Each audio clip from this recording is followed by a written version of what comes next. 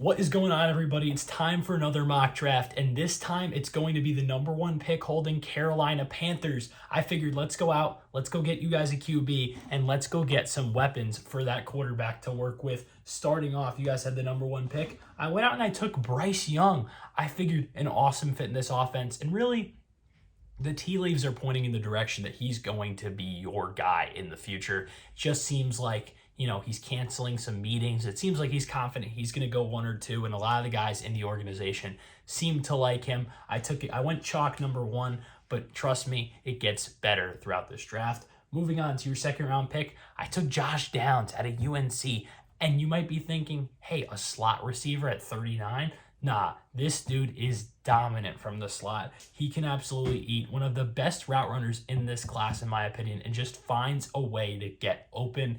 Really, that's the cornerstone of his game. He can get open with the best of them. Moving on, with your third round pick, I took Tyjae Spears. And Tyjae Spears, in my opinion, my favorite running back in this class to watch. The dude is absolutely electric. He can make plays. He finds ways to swivel through blockers, and he's just so explosive. And honestly, the most creative back in this entire class. You go out and you bring in Miles Sanders, and I don't hate Miles Sanders. I think he's a good back, but go out and get somebody explosive to complement him. I think that's a great pick. Moving on, fourth round, I took a guy from South Carolina who I saw at the Senior Bowl, Zach Pickens. The dude absolutely eats from the inside, and you can never have enough of those guys.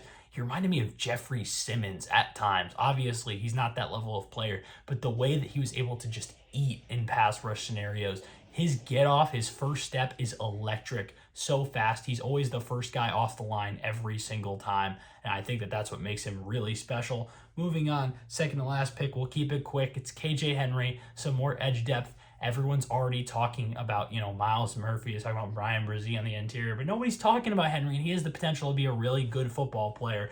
And at the very worst, it's edge depth, just like I was saying. And with the last pick, I took a guy that I think you can sit, let develop, and with that 10 out of 10 RAS score, one of the best ever tested, it's Zach Kuntz. Like I said, athletic freak tight end out of Old Dominion. The dude is a athletic monster. And you have Hayden Hurst, I know, good football player, but you can have Hurst for these first couple of years, and while your team's coming along and you're getting ready to compete, the next couple of years go by, maybe you let Hurst walk, you bring in Kuntz, and all of a sudden, you might even have a better tight end on your hands. Let me know what you think of this mock draft. Obviously, the Panthers don't have a ton of picks. It took a lot to go move up to get Bryce Young potentially, but I think it was well worth it. You got to go out and get your guy, and I think Young has the potential to be the best quarterback in this class.